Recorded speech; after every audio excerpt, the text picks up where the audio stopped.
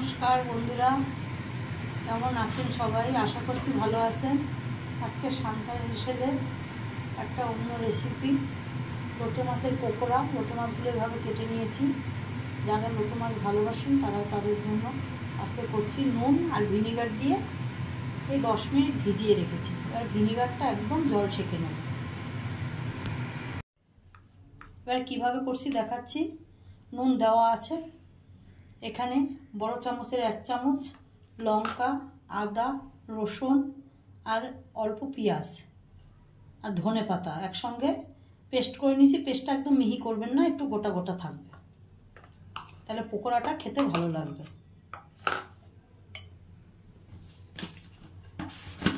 আর দিয়ে দেবো 2 চামচ কর্নফ্লাওয়ার।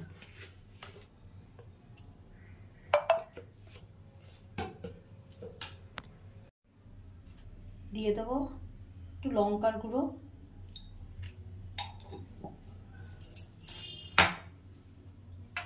ভালো করে এটা মেখে নেব।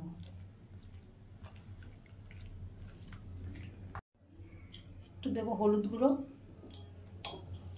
আর দেবো একটু জিরের গুঁড়ো, তাহলে পকোড়াটা খেতে ভালো লাগে।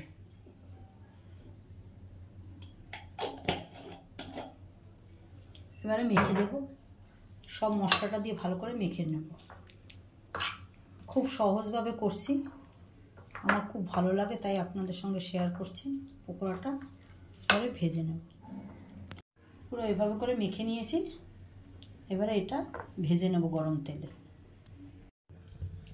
এবার কড়াতে তেল দিয়েছি, সর্ষের তেলেই ভাজছি আমি, এবং বড়ার আকারে করে নেব লোটে মাছগুলো।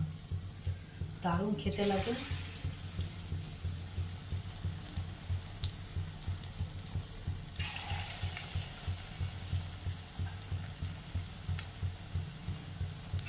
অনেক ধরনেরই তো পকোড়া খেয়েছি, লোটে মাছের একবার এইভাবে করে পকোড়া করে খান, দারুণ টেস্ট। আগুনটা একদম মিডিয়াম থাকবে। এটা হালকা আগুনে অনেক সময় ধরে ভাজতে হবে। একটা সাইড হয়েছে, মচমচে হবে, তাইলে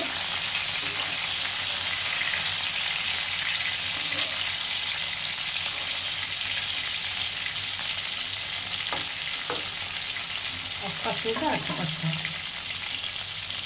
খুব সহজভাবে সবাই করে খেতে পারবেন। আমি একদম সহজভাবে দেখাচ্ছি, যাদের যাদের লোটে মাছটিও একবার হলেও করে দেখুন। পকোড়াটা কত সুন্দর হয়েছে দেখুন। পকোড়াটা এবারে তুলে নেব।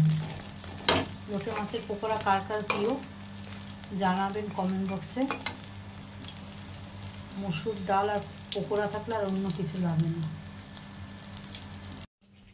আমার লোটে মাছের পকোড়া রেডি। কেমন হয়েছে আমার কমেন্ট বক্সে জানাবেন। ভালো লাগলে লাইক, শেয়ার, কমেন্ট অবশ্যই করবেন। আর যারা আমার চ্যানেলে নতুন তারা চ্যানেলটা অবশ্যই সাবস্ক্রাইব করে দেবেন।